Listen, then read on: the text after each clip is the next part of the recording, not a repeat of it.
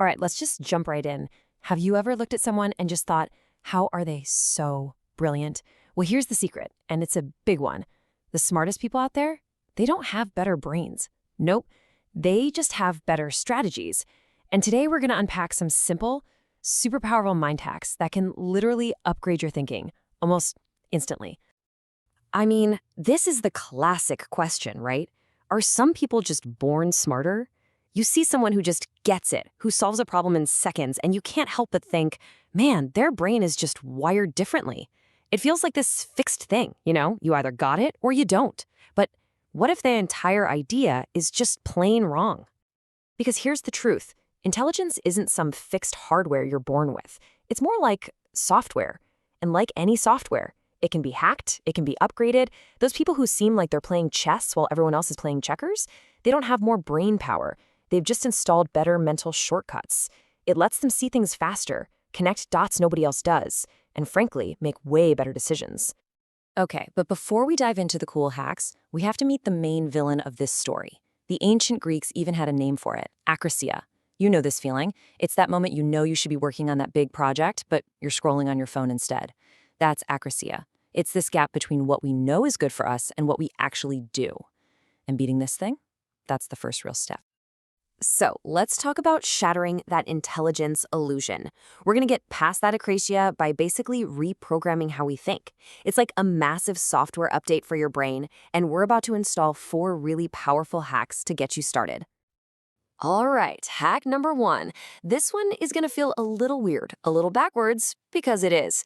But trust me, some of the smartest investors and strategists in the world swear by this. See, most of us spend all our time asking, how can I win? The truly brilliant people, they flip that question on its head.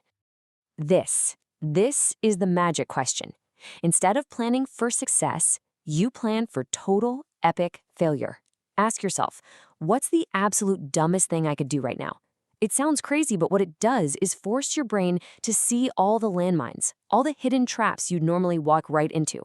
So while everyone else is stumbling around looking for the right path, you're just... And you can use this literally right now. Think about any problem you're dealing with. Instead of a to-do list, make a not to-do list. Write down every possible way you could mess this up, every single one.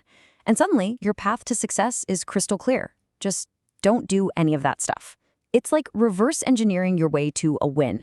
Okay, so that first hack was all about eliminating mistakes, right? Well, hack number 2 is all about eliminating distractions. Because here's the thing. Genius isn't about cramming more stuff into your day. It's about doing way, way less, but doing it on a whole other level. And that comes from ruthless, brutal focus. We need to totally redefine what focus even means. We think it's about staring really hard at one thing, but it's not. Focus is an act of elimination. It's about what you say no to. In fact, you can't truly focus on one thing until you've said no to 100 other things. And sometimes saying no to the good ideas is what lets you achieve the great one. The legendary investor Warren Buffett has this incredible system for this. Here's how it goes. You write down your top 25 goals in life, everything you want to do. Then you look at that list and circle just the top 5, the absolute most important ones. That's list A. But what about the other 20? Well, that's list B. And what you do with list B, that's where the magic is. And listen, this is the part everybody gets wrong. List B is not your I'll get to it later list. No, it's your avoid at all costs list. These are the shiny objects, the good ideas that are actually dangerous because they'll pull you away from your top 5. You are not allowed to touch them, think about them, or work on them until you've crushed your top 5 goals. That's real focus. So, great, we've got a plan to avoid failure and a super focused list. But how do you actually find the energy to do the work? That's where hack number 3 comes in. And it's all about realizing that willpower isn't about being a strong person. It's about managing a battery that drains every single day. We all live with this internal battle, right? It's like there are 2 of you. There's your future self, the one who wants to be healthy, successful, and amazing. And then there's your present self, who just wants a donut right now. The whole game is about managing the energy of your present self so it doesn't sabotage your future self. Yeah, this is the big mental shift you have to make. Willpower is not a character trait. It's not something you're born with. Think of it like the gas in your car. Every single decision you make, what to eat, what to say, whether to hit snooze, it uses up a little bit of that fuel. So let's imagine it. Picture this. You wake up in the morning with a full tank, 100 willpower points. You're refreshed, you're ready to go, your decision making is sharp as a tack. You're at your absolute best. But that's not going to last. Because then life happens. You decide what to eat for breakfast, that costs a few points. You resist checking social media, more points gone. You deal with a traffic jam, boom, there goes some more. Before you've even gotten to your real work for the day, you could already be down to 75%. And after a whole day of meetings, decisions, and putting out fires, by the time you get home, you're basically running on empty. You're down to maybe 25 willpower points. And that is why it's so easy to order a pizza instead of going to the gym. It's not that you're weak or lazy.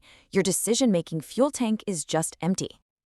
And this quote says it all, really. The game isn't about time management, it's about energy management.